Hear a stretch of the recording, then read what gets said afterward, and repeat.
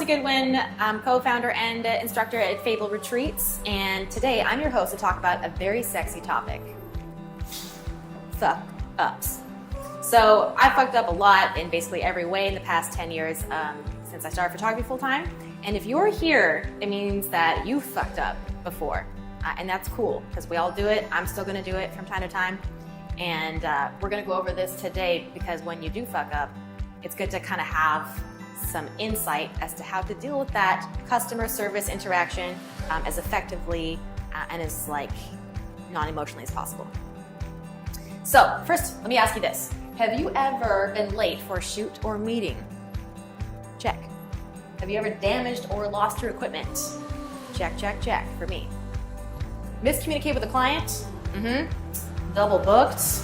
Maybe you booked more than one shoot or a wedding on the same day by accident? I've done that. And of course, the dreaded lost photos, which I've done as well, by not backing things up properly, by overwriting cards, losing cards, etc. So if this hasn't happened to you, it might happen to you. Hopefully it doesn't, but if it has, you know what that feeling is like. For me, how I feel is after I fuck up and mess up in some ways, despite my best efforts, I just kind of want to wallow in my filth for a few days, you know? I go through this, these 5 stages of grief around the fuck up, oh shit, I feel so bad, and it's hard to take ownership sometimes, and I just kind of want to watch Netflix for a while, and then question my whole life and decide if I really want to continue to do this. Maybe I'm not cut out for it. I think it's pretty human. I'm going to share with you what I've learned about how to deal with these situations. Because at the end of the day, the only reason it's a fuck up is because we actually care. None of this would be a problem unless we were committed to something greater. And I know that you're committed to the best possible experience for your clients. I'm going to provide you with this free download that I call the Damage Control Email Template. If you're not using Google Canned Responses yet, this is where you're going to input that so that you can pop it up and just fill in the blanks to deal with the situation. And if you've never used Google Canned Responses and that's the one thing you walk away from this talk, then it's worth it for you. So this is a simplified version of the template that you're going to download below. And I elaborate much more in the template, but I'm just going to go over each point and how it all kind of works. And I came up with this template based on lots of different research and books that I've read, namely Dale E. Carnegie's How to Win Friends and Influence People. First of all, when someone emails you with a complaint of some kind, getting on the phone, especially in a situation like that, is the last thing you want to do because it's really scary. So what I do now is I use my damage control email template and then I end with a time to chat on the phone. But let's start at the beginning and I'll tell you how everything fits in from Dale E. Carnegie's points. So the first thing is you thank them so much for the courage it takes to actually tell you that they're unsatisfied. In the photography industry, I can speak for myself, when a client is unhappy with a certain outcome, they don't actually want to tell me because they've chosen me as their photographer for their wedding or an extra awesome occasion, and chances are they really like me, which is why they've chosen to work with me, and they're really disappointed because they have these ideas about what their experience would be like and what the photos would be like. So it does take courage to say, hey, actually I wasn't fully satisfied, because they really look up to you probably. So that's the first thing I say is wow, thank you so much for being real with me because this is actually a huge gift to me. It helps me in my business so I can serve you better. So thanks for the feedback. Just acknowledge them for that, number 1. Number 2, I'm sorry to hear that. Now this part's really important because what you're going to insert here is word for word what they said. So let's use a real world example from my life. A long time ago, I had a bride email me and she said, hey, I love all the photos of the romantic portraits, that was really awesome and romantic, but I have to say I was disappointed with the family portrait section of the wedding. I told you that was really important to me and I felt like we didn't get enough family portraits. So then I went through this and I said, thanks so much for telling me. I'm sorry to hear that you're a little disappointed because you feel like we didn't get enough family portraits, period. And I know that means a lot to you because of you said this to me before, period. Even if I don't agree or at that time I was I have so many family portraits because I remember she said that was important to her. So I took a ton of family portraits, a ton, and I delivered all of them. So I'm sitting there being my defenses are flying up, what are you talking about? I did everything I could. But that's not the way they feel and the way they see it, and you can't argue with that. So you have to acknowledge word for word what they said so that they feel heard. Number 2, I understand this led you to feel, word for word, whatever they said. So I understand this led you to feel unsatisfied, disappointed, kind of sad maybe, like whatever they actually said. Sometimes they'll say frustrated and you repeat that back there. And sometimes I'll even copy and paste what they say, put it right there so that I know that I'm not missing anything. This is the most important part. The next thing you say, you are right. We have all heard that saying, customer is always right, and that's true. This is where you have a chance to say like what you should have done, even if you don't know exactly what that is yet. Just put yourself in their shoes and be like, okay, so she's thinking I should have done this, and as much as it doesn't feel right to take ownership of that, I'm gonna just take ownership of that, because that's gonna like placate the situation and make them feel hurt by you. And this isn't a lie. It's not like you're faking it, that you're genuinely just trying to like understand from their perspective. The next thing is this one. I know how much you loved XYZ. So this is taken right out of Dale E. Carnegie's page.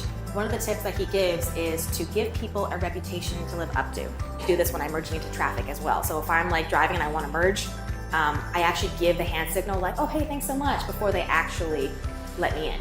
Like every time it works, because they're like, oh, I'm already getting that like praise for letting them in, so I'm just gonna do it. So it's the human psychology hack. So in this case, I know how much you loved those romantic portraits. And I know how much you loved that, you know, I gave you a discount because it was not a summer Saturday wedding, or that I gave you free travel, or, you know, list everything that you did here to make the experience better for her, to remind her that you've gone above and beyond without rubbing it in her face, basically. So the next thing is, I'm making it up to you by, and here's where you offer a compensation of some kind. Now, you don't want to actually give money back, ever. Because the second that, unless they really deserve money back. And that there are some cases where they do deserve money back, but that's like 9 times out of 10, just seek to add value instead of decreasing the value. Because chances are you did deliver really good value, and when you give them money back, that's not gonna make them happy. And just because they're saying this one complaint doesn't mean they regret hiring you or working with you whatsoever. They're just being brave by like bringing it to your attention and allowing you the opportunity to turn them into an evangelist. That's what I'm gonna talk to you about in a moment as well. So I make it up to you by, so what I offered to this bride was I said, hey, I have a great idea. Why don't we get together and I'll do a free family photo shoot for you. That way we have all of your family photos together, as many photos as you want, and we'll actually have more time, and it'll be a really awesome thing. And she was like stoked. And then finally, let's chat on the phone. How about later today at 5 p.m.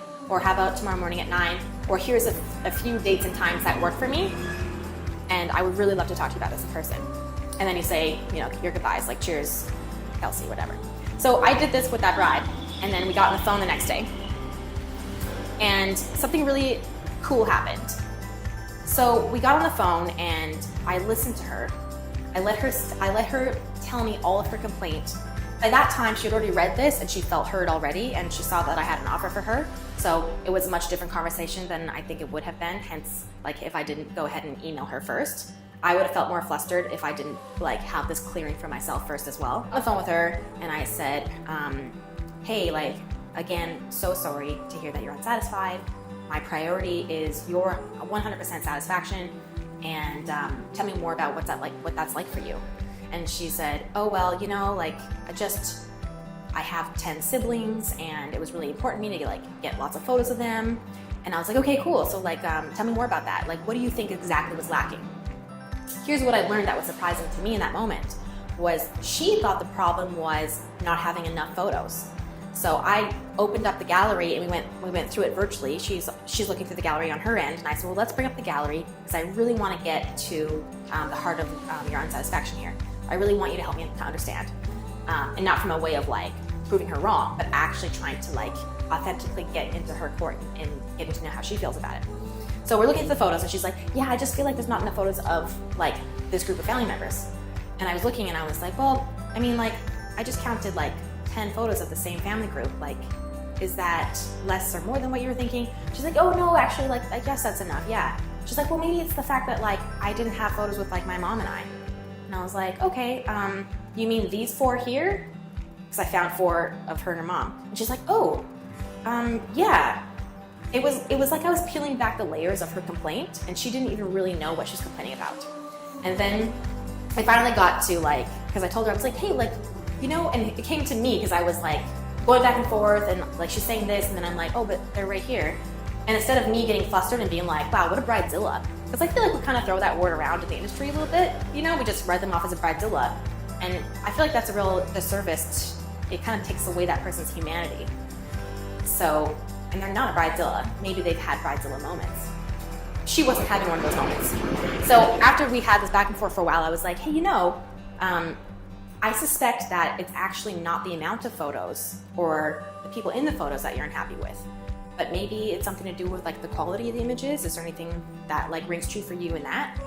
And she was like, actually, yeah, now that you say it, you know, like when I hired you, I spent all this time on your blog, and I saw these beautiful family sessions on your blog, and I just kind of expected the family portraits to look like that. And then it clicked, right? Because I was like, oh my God, like those family portrait sessions on my blog are like hour-long, golden hour mountaintop sessions with like 5 people. It's not 10 siblings on a wedding day with like 10 minutes to get everybody. And then I went back to the offer, and I said, if you want, we can get together with all your siblings and do a mountaintop golden hour photo shoot. And she was like blown away by that. She couldn't get over it, which actually turned her into like an evangelist for my brand, because people will recommend you way more to their friends if they know that no matter what happens, you're going to go above and beyond to make it up to them. They will sing your praises way more than someone who just got their money back and like walked away with a righteous review. Yeah, so, and that'll happen because I got on the phone with her afterwards. So what it comes down to is the template is basically just a shit sandwich. So you've got the fluffy bread layers on the outside, like, oh hey, I'm so sorry to hear about that, you're definitely right about that. Then you got the shit in the middle, you know, like, oh well, this is what I did do to make it up to you, and in the damage template it actually says like where you could, you know, this is what you could have done to communicate what I needed from you, so you can kind of give them an area to take ownership as well. That's all in the shit. And then you end it with a fluffy bit as well. Like, oh, this is what I'm gonna offer you to make it up to you. What do you think about that? Like, let's get on the phone and chat it out. What I would do right now is download the template and throw it into your canned responses. Hopefully you don't need it anytime soon, but it's there for you when you need it.